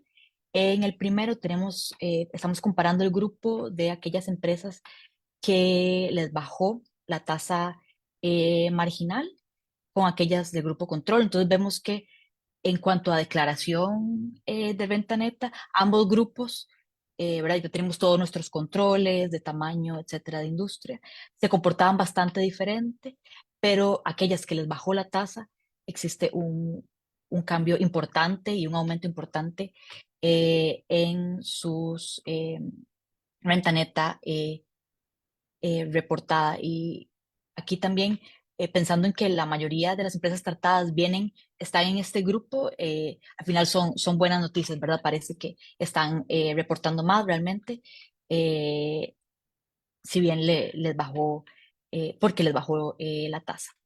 Por otra parte, tenemos aquellas empresas que pasó lo contrario, que más bien les subió la tasa marginal y como es de esperar, más bien estas sí tienen, perdón, parece que tienen tendencias paralelas, ¿verdad? Con el grupo control y sí, después de la reforma les aumenta su tasa marginal y como es de esperar, digamos, su declaración de renta neta disminuye. Entonces, aparentemente, ¿verdad? Están entendiendo este cambio y están reaccionando acorde a lo que nos esperaríamos. Ahora viene la parte que puede ser, bueno, a mi parecer, que es la más interesante, que lo que hacemos es hacer una combinación. Perdón por Sí, interrumpirte, nada más muy rápido. sí, no, yo creo que, o sea, yo puedo seguir. Ok, está bien. O sea, sí, eh, igual ya queda poco tiempo. ¿Cómo se llama? Em, Acá esto es una parte súper interesante porque no estamos viendo, ok, ya nosotros esperamos, ¿verdad? Aquí estamos viendo esta variable que son la renta neta, ¿verdad? Que tiene que responder a la tasa marginal. Entonces acá lo que estamos tratando de explotar es ver qué pasó, porque hay grupos interesantísimos como los que vemos acá en esta tabla. Digamos, este grupo uno tenemos firmas en que les bajó la tasa marginal y al mismo tiempo les aumentó la tasa media. Un segundo grupo que acá más bien pasó lo contrario. Y aquí un grupo bastante interesante, el grupo número 3, en que les aumentó la tasa marginal y les disminuyó la tasa media. Y un cuarto grupo también que lo identificamos con estas tasas, estos cambios mecánicos en los cuales no les cambia la tasa marginal, pero les disminuyó la tasa media. Entonces, un poco lo que queremos tratar de entender en esta parte es que, ok, las empresas antes de la reforma sabían que obtenían una tasa marginal que era igual que la media. Ahora, con la reforma, estas son diferentes. Pasan de muchísimos años de pensar en términos de medias, en términos de marginales, que son iguales y ahora hay un cambio súper rico y una variación muy grande en estos incentivos. Y entonces queremos tratar de ver, ok, qué también están interiorizando estos cambios y particularmente en esta área de estos dos grupos de acá, porque concentrémonos en el grupo 4 y veamos, y de nuevo, volviendo un poco a la parte teórica. Cuando estamos viendo no necesariamente variables de respuesta en el margen extensivo, pero estas que nos interesan ahorita en el margen intensivo solo deberían de estar reaccionando a la tasa marginal para su optimización. Entonces, en el caso de una empresa en la cual no le cambió su tasa marginal, pero sí le cambió su tasa media, entonces, dado su estructura productiva, eh, ahí en el punto en que ya estaba produciendo y estaba reportando costos, era el punto óptimo. Entonces, realmente no debería de haber incentivos para ajustar su, su comportamiento si podemos decir que está optimizando. Aquí también es un grupo bastante interesante porque por un lado les está aumentando la tasa marginal, pero por otra parte, también al mismo tiempo a estas empresas les está disminuyendo la media. Entonces, acá de nuevo, son empresas que pensaban, pasaron mucho tiempo pensando que, o teniendo que las dos eran iguales, y aquí hay una digresión.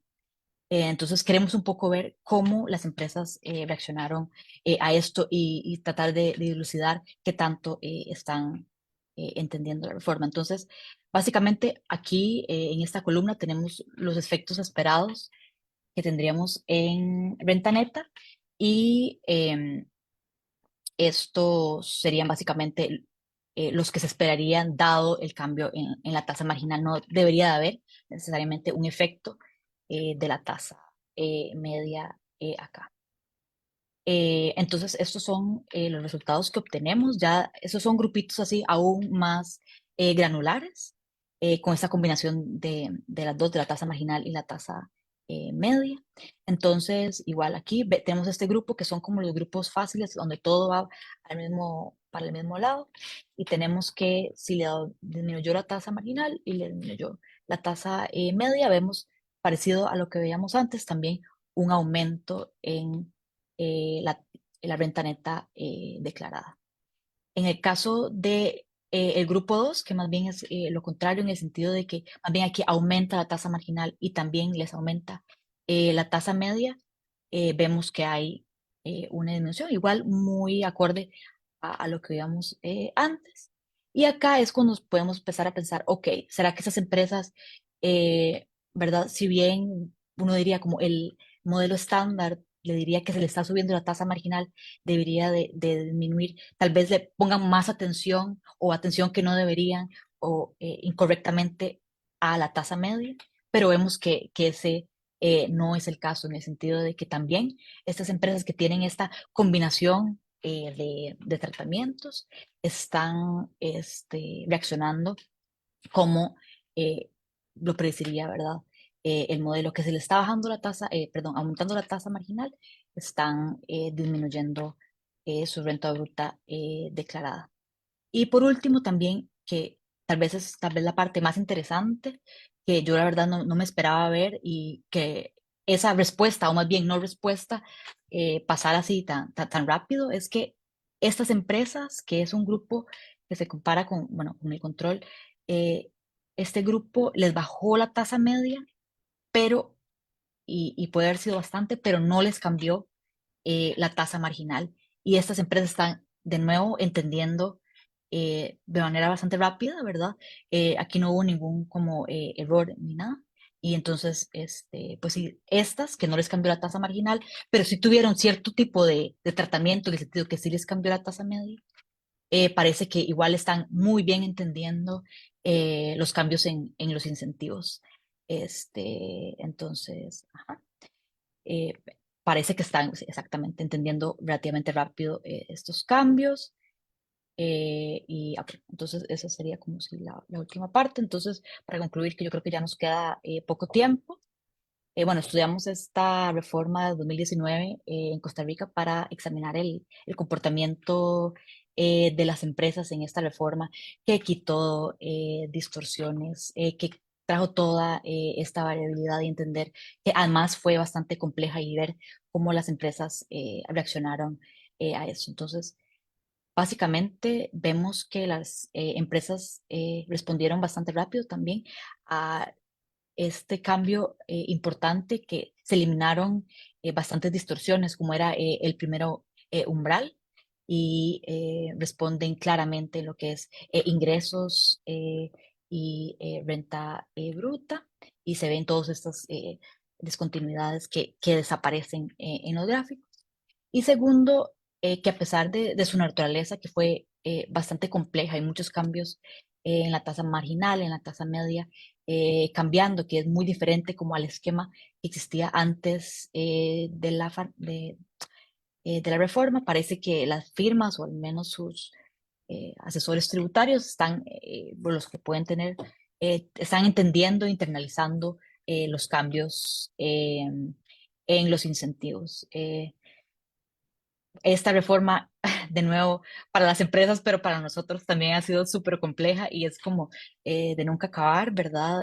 Hay varios pasos que tenemos que tomar, intentar ver estas respuestas que ya vimos en la renta neta, intentar ver qué tanto viene de respuestas de ingreso y respuestas de ganancias, un poco ver más efectos heterogéneos, por ejemplo, a nivel de industria sería súper importante. Y también, ¿verdad? Ya que estábamos viendo variables al margen extensivo, perdón, intensivo, sobre todo en esta presentación, ver también si hay, cómo son las respuestas al margen extensivo, por ejemplo, esas firmas que se salen del registro cuando cambia fuertemente su tasa con la reforma. Y ahí esto no lo incluye al final, que era lo que hablamos un poquito, que tiene que ver con todo el análisis de bienestar, que bueno, va a ser súper importante al final para realmente decir, ok, ¿verdad? ¿Cómo están las empresas realmente? ¿Cómo reaccionaron? ¿Cuál es su elasticidad? Y esto, ¿qué significó en términos de producción, en términos de recaudación también para el gobierno? Y decir, ok, en términos ya netos para la sociedad, cómo esta reforma las afectó. Entonces, bueno, sí, muchas cosas por hacer, pero de verdad sus comentarios han sido súper, súper buenos. Muchísimas gracias por su atención y por todos estos. Y si cualquier otra pregunta en el tiempo que nos queda, bienvenida, gracias. Muchísimas gracias, Lucía, excelente. Estaba súper interesante y un montón de gente quiere hacer más preguntas todavía. Entonces, estoy seguro que de alguna forma te van a servir. Si no estás muy apresurada, nos quedamos. Ajá, sí, no, claro. Quedémonos, por supuesto. Ay, ya ahora veo la manita, milagro, por favor. Milagro, levantó la mano. Ajá. Bueno, primero una felicitación. Me parece excelente el trabajo, muy completo, contestaron las preguntas que tenían y a veces plantear esto de cuáles van a ser las preguntas que se van a contestar en esta investigación es súper importante, porque este es un tema que tiene pues muchas aristas, y yo creo que varios de los comentarios que hicimos están relacionados a los siguientes pasos de la investigación, no exactamente a esta investigación, ¿verdad?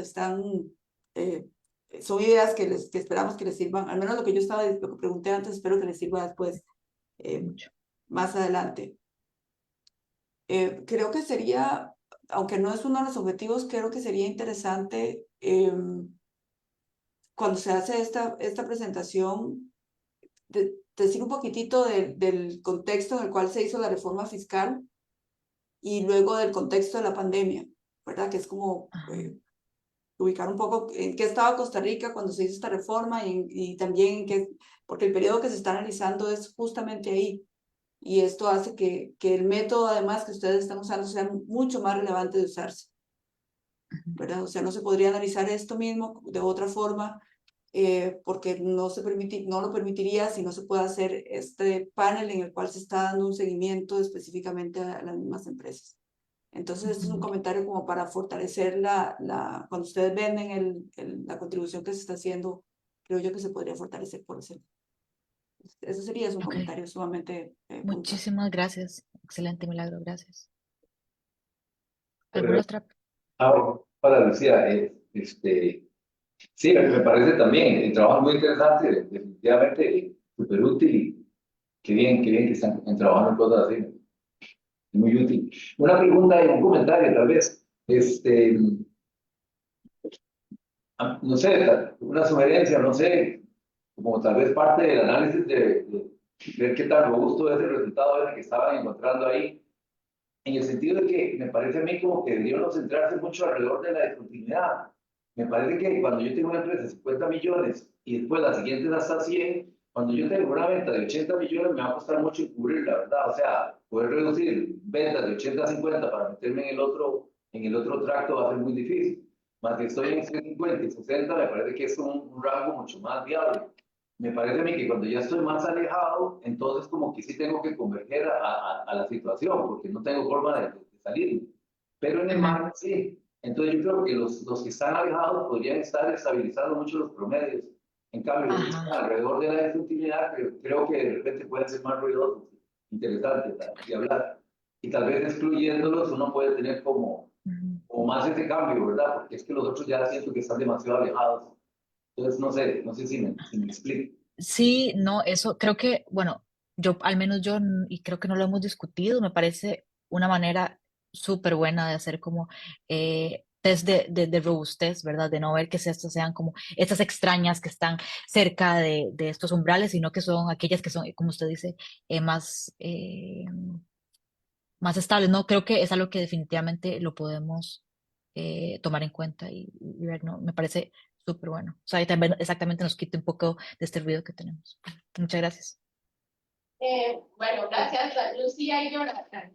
Y bueno, ahí yo creo que son como unos comentarios rápidos. Uno con respecto a la facturación electrónica, porque bueno, ahora no se puede reportar prácticamente como ingreso lo que no está facturado electrónicamente, pero hay una subfacturación importante. Entonces, digo, no sabemos cuánto y va a ser difícil, tal vez el Banco Central pueda tener alguna estimación, que igual es una estimación, pero eso creo que es importante marcarlo porque es un cambio, ¿verdad? Que además está en la reforma y que, bueno, no es menor. Y otra cosa es con el tema de los incentivos estos a mentir, digamos, en estos tramos inferiores. Yo creo que, o sea, sacamos 50 millones entre 12 meses, y son sociedades, entonces al menos, digamos que no pensaría dos socios, de casi que queda muy poco dinero por mes para cada uno de ellos.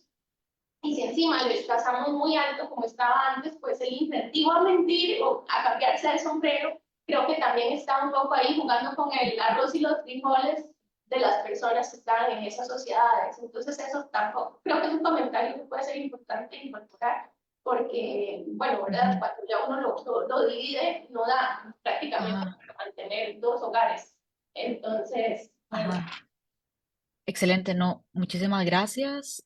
Con respecto al primer punto, creo que la facturación electrónica entró como un par de años antes o algo así, un tiempo antes de la pandemia definitivamente. Y de hecho, colegas en el instituto donde estoy ahorita haciendo la visita, tienen un paper sobre esto y sí ven, ¿verdad? Más bien cómo esto ayudó, ¿verdad? Entonces, o es algo más, bueno, creo que igual va como ligado, que tiene que ver más bien con lo de las tarjetas de crédito, ¿verdad? ¿Es eso, Jonathan? ¿Te acuerdas? Ah, bueno, sí. Bueno, es Sí, algo parecido, ¿verdad? va Sí, por ahí. O sea, la sí. idea es Ajá. que utilizan ese tema de facturación electrónica como para tratar de inferir Sí, el comportamiento de las empresas. Pero en general, sí. una de las razones por las que no nos metimos por ahí, o sea, Ajá. esa no fue la primera venida, fue por tema de datos, pero también porque esa parte de facturación electrónica ya se ha investigado muchísimo en literatura. Y Sí. lo que está convergiendo es a eso, que también la facturación electrónica puede favorecer los reportes de ingresos. Eso puede ser como un caveat de la Ajá. metodología que tenemos, eh, Ajá. siempre y cuando como que ese efecto haya afectado simétricamente a las industrias por año. sea, que no lo esté recogiendo la interacción de efectos fijos que estamos usando. Pero sí es algo que queremos ver. Eventualmente lo que vamos a hacer es una segmentación de entre empresas si fuera directa, o sea, como que uno asumiría que la facturación electrónica es una capa adicional en este tratamiento.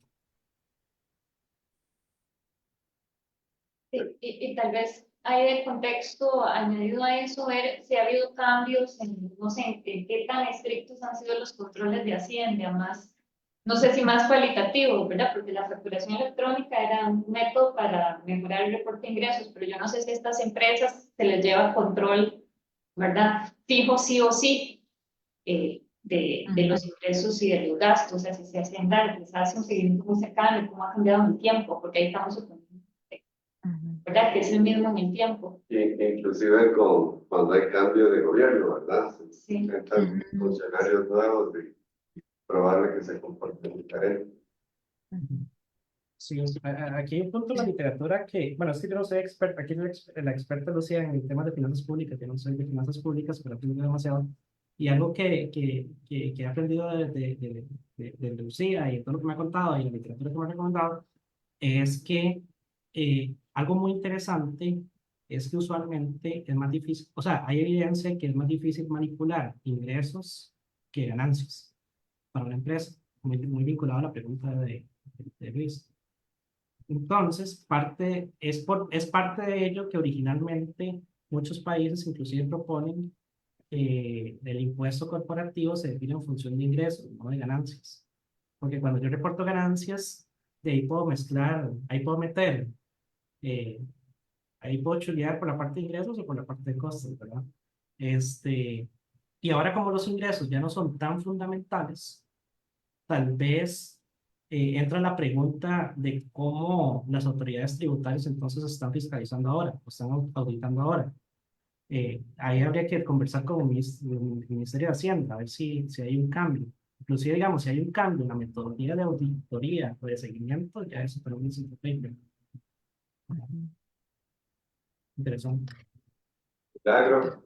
No, nada más para agregar que se introduce el impuesto de valor agregado al mismo tiempo que se está haciendo este cambio. Entonces, el reporte del impuesto de valor agregado es distinto, ¿verdad? Y que genera incentivos diferentes a qué es lo que las empresas van a reportar y cómo lo van a reportar. Entonces, eso puede ser parte de lo que está haciendo que que pueda cambiar el reporte de ingresos que se están haciendo debido a estos otros incentivos. Sí, No claro, estoy y muy esa segura, pero nada más quería sí, mencionarlo por si no, acaso. no, total, y eso es súper importante, y creo como que hubo una pregunta por ese lado de Juan, que nunca se me olvidó, y yo se la recuerdo siempre a Jonathan, del IVA en EconCR el año pasado, y es algo que ya empezamos como a tratar de explorar un poco. Sí, definitivamente, como parece que, según la evidencia que se vio en Vacas y Soto, ahí hay algo súper interesante porque ellos tienen como un montón de empresas que sí pagan lo que era antes impuesto general sobre las ventas y un montón que no, ¿verdad? Digamos, todos los que son servicios están en esta bolsita eh, de empresas que no pagaban. Y entonces, obviamente, lo súper interesante del IVA es que, bueno, hay que estar registrado, hay que pagarlo, etcétera, pero hay, bueno, mucha literatura al respecto de cómo tener diseños de impuestos sobre el consumo con el IVA. Obviamente, como todo impuesto va a generar incentivos para la informalidad de salirse, pero este cuenta con incentivos súper altos para pedir factura, no solamente para, sí, para pedir factura y para pedírsela a mis clientes, etcétera. Y entonces todo para poder ir deduciendo y es como un círculo virtuoso. Entonces, Vacas y Soto sí ven cómo aparentemente las empresas que tienen que pagar impuesto sobre las ventas, parece que están manipulando menos definitivamente. Y sí, entonces yo creo que estábamos tratando de pensar cómo con los datos que tenemos, porque sí existe la posibilidad de ver cuáles empresas pagaban IVA y cuáles no. Entonces, como tratar de ahí, como construir grupos y tratar de ver, ok, estas empresas siempre pagaron, estas no, y tratar de ver igual como un poco de robustez, que tal vez obviamente no sea no va a ser el mensaje principal del paper, pero exactamente tratar de ver, como dice Milagro, tal vez mucho de esa, por ejemplo, como tal vez a través de la distribución, hubo un cambio un aumento, ¿verdad? En lo que están todas declarando, o tal vez está concentrado en algún lado, digamos, por decir algo, que las pequeñas sean más servicios o las grandes sean más servicios. Entonces, más bien ahí hayan tenido un aumento más importante, pero es algo que definitivamente tenemos en nuestra larguísima lista de pendientes y creo que es fundamental. Bien, muchísimas gracias. Mm. Sí, quizás Lucía y Jonathan, bueno, primero que todo, felicidades, súper interesante el trabajo.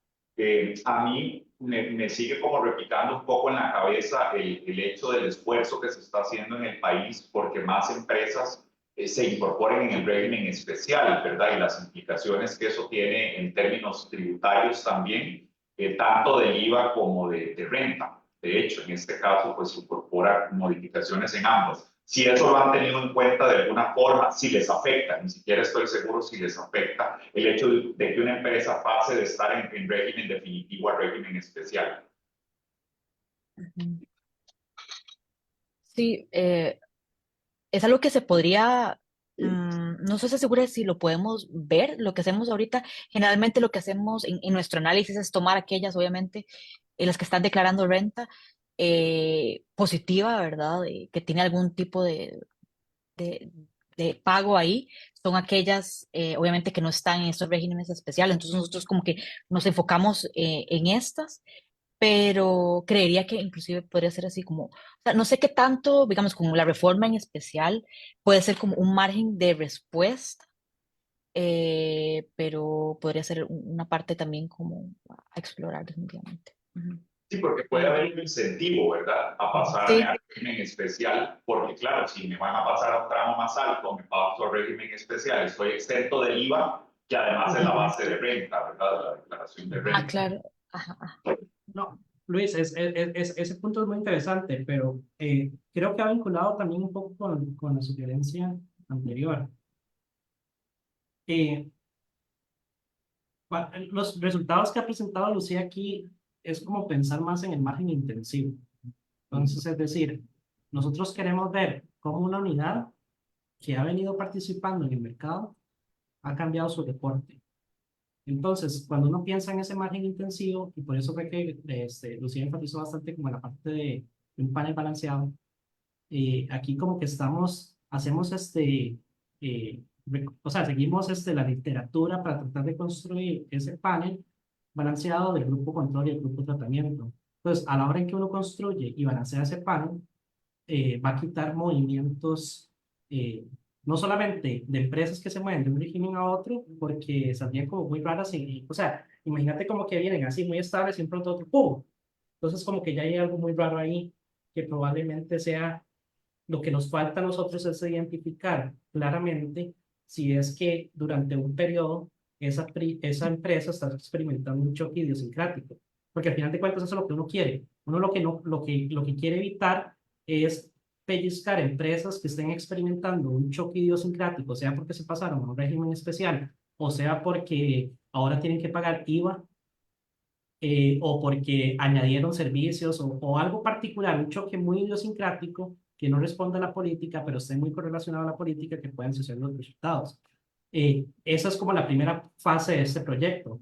Después, lo que hay que entender bien es ese otro margen extensivo, porque también esto puede inducir a empresas a salir o a empresas que entren con características muy distintas, y esa sería la siguiente etapa de este proyecto. Ahora, de hecho, yo tenía esa pregunta que vos estás haciendo, si una empresa muy fácilmente puede moverse de un sistema a otro. Y yo se la había preguntado a una gente de cómics y ellos me dijeron que es realmente muy difícil para una empresa pasar de un régimen definitivo a un régimen especial o de zonas francas. O sea, es un proceso bastante costoso. Usualmente las empresas que están ahí es porque entraron siendo ahí. Es muy poca la cantidad de empresas y son casos muy particulares. Generalmente son inclusive una empresa local que la compró gente de afuera, la que hace esa transición. Pero también podría ser muy interesante ver. Bueno, muchísimas gracias, felicidades de nuevo, excelente trabajo, y creo que los resultados van a servir muchísimo para la toma de decisiones y todavía tienen como una agenda además, porque hay otro montón de preguntas súper interesantes, así que los felicito y muchas gracias. Muchas gracias a ustedes. Muchísimas gracias, que estén bien, Hasta chao. luego. Muchos éxitos Chao. con la continuación del proyecto. Gracias, Claro, gracias. ¿tenías una pregunta? No, no, nada más estaba diciendo que gracias a Lucía porque presenta muy bien. No es necesario tanto mansplaining. Así es que lo hiciste muy bien. Gracias. Perdón si caí en eso. Perdón. Es que me pongo muy... me emociona mucho este proyecto.